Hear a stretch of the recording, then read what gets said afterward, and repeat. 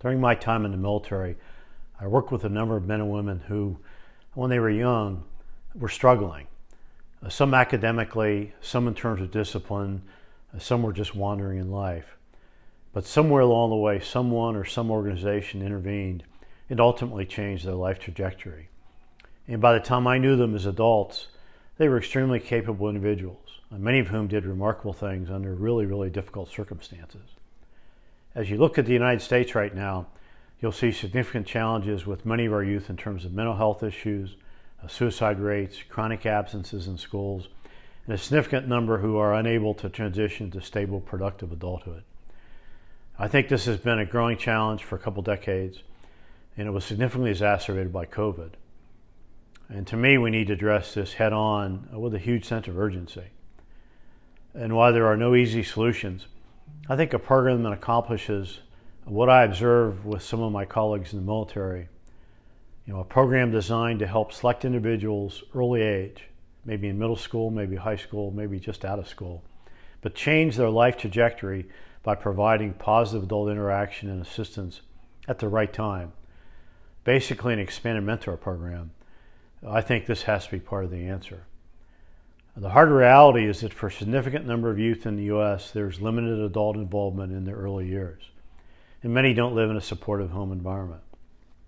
Why is a complex topic that goes beyond the scope of this short video. But life is a lottery in some ways, and in the U.S., the conditions in which you're born increasingly impact where you end up. Looking back at my own experience, I realized I was lucky. I did well in this lottery. My family wasn't rich. We lived a little below the medium household income level of the day, but I grew up in a supportive home and I went to decent schools. Most significantly, I had several adults seriously involved in my development early in my life when I was starting to figure out what life was actually about.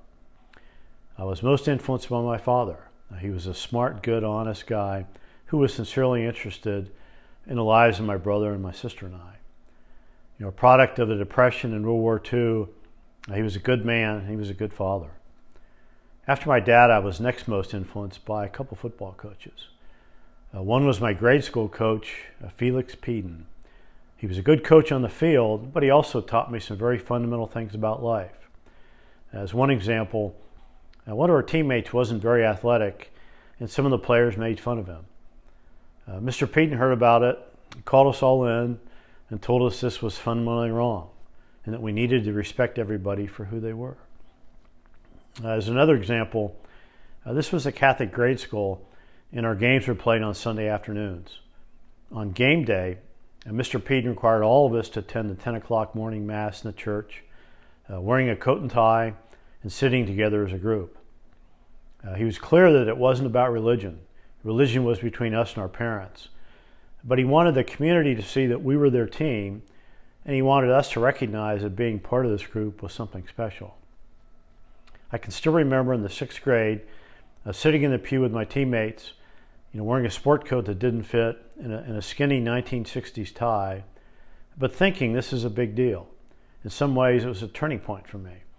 Going into this, I was kind of a whiny little kid, but suddenly I realized everything wasn't just about me. I had obligations to the team, to the school. For the first time in my life, I was part of something much bigger than myself, and Mr. Peden helped make it that way. In high school, I had 2 other football coaches who also had a significant impact on how I view life. One was our head coach, Jack Ryan. As one example, a parent of one of our assistant coaches died, and Coach Ryan wanted a number of us to go as a group to the funeral home on a Friday evening. A couple guys balked at this. This was high school, Friday night. Everybody had things to do.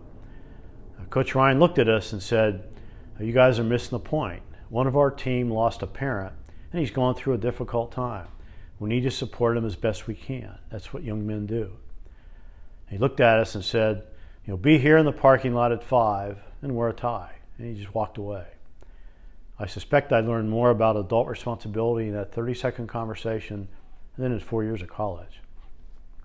Another was Coach Dick Geyer, our offensive line coach at the time. During my senior season, we beat our main rival for the first time in school history, and many of us got big-headed. During practice the next week, Coach Geyer reminded us that success is fleeting, and we needed to get a grip on preparing for the next game. A few games later, we lost to another team that we should have easily beaten. We experienced that famous agony of defeat. Again, Coach Geyer brought us back to reality. We needed to stop feeling sorry for ourselves and get ready for the next game. Life moves on. This takes me back to the men and women I met in the military who struggled when they were young.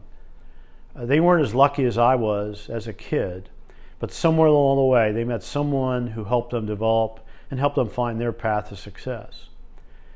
And at this point, we need to institutionalize that process across our communities on an industrial scale, with structured mentor programs organized to meet the scale of the challenge. And we need to do this pretty quickly. For a related topic, please take a look at the video on the middle class and national security. Thank you.